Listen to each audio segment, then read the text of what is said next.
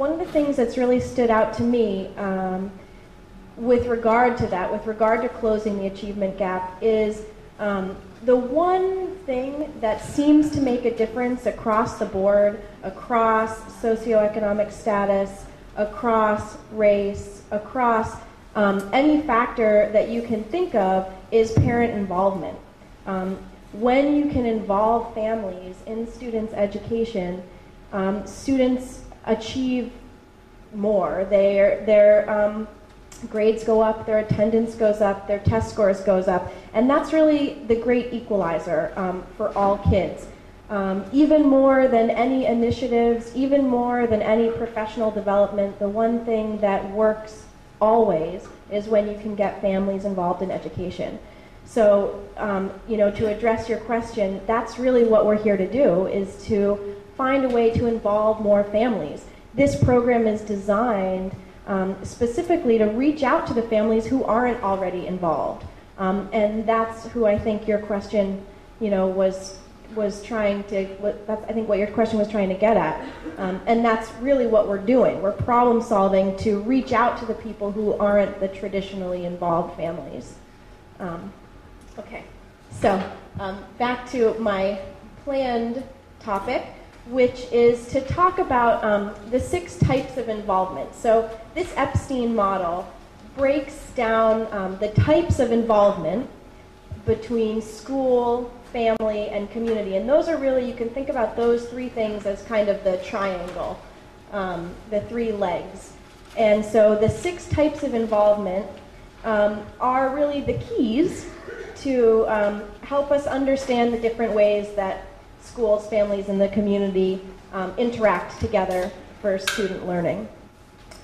What we'll do to go through these topics, just to give you kind of a sense of where we're headed, is I'm just going to define them really briefly now, then I'll talk about them kind of with another layer of depth, and then Kathy, who really has her hands in this work in her role, is going to come up and talk about each type of involvement, the challenges that we face for each type of involvement, and offer some real grounding in the Burlington School District around what's going on and what the challenges are for each type.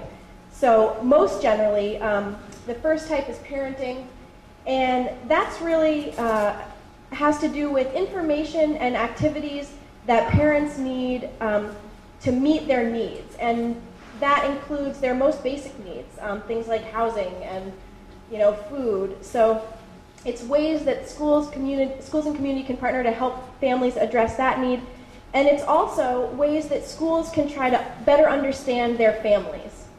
So that's the first type. The second is communicating, and that's pretty easy to understand. It's just how schools and families communicate. The third is volunteering, and that looks at the different ways that parents can get involved in school.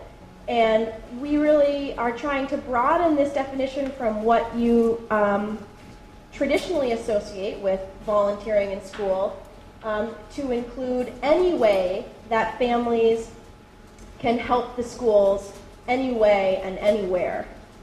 And then the fourth key is learning at home. And that looks at how families can get involved in their kids' schoolwork. And it also looks at ways that school can be tied to home life, so to the kids' real life. Decision making looks at how families can be a part of the school, in particular, how families can be a part of the way that the school runs, and be a part of the decisions that the school is making about education. The sixth key is working with the community. Sometimes you'll see in the book it's also called collaborating with the community. And that really looks at the way that schools and families and students can get involved in the community outside of school, and also ways that the community might be able to get involved with the school. So community organizations, businesses, things like that. Any questions before I move on from here, just about the most basic definitions? So when we think about parenting, these bullet points here are really kind of like what Dawn was talking about with the research. These are really the things that research has taught us, and these are the things that you can just go ahead and take for granted. That families want to do these things. They want to provide housing, they want their kids to be healthy, they want their kids to have food and clothing, and they want them to be safe. So you can assume that. You can assume that parents want to understand their children and that they want to be good parents. You can assume that they want to provide a home that supports their kids' success. And, you know, as schools, a lot of times we associate, or I say we because I have a, you know, I've come from a school education background, but schools oftentimes correlate success with, you know, academic success. It's important to remember that not all families necessarily are going to associate academic success with overall success.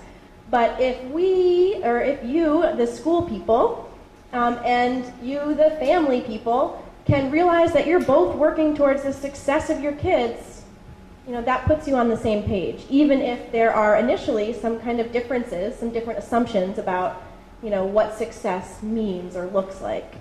And then the fourth one is you can just go ahead and assume that families want to help schools understand their kids.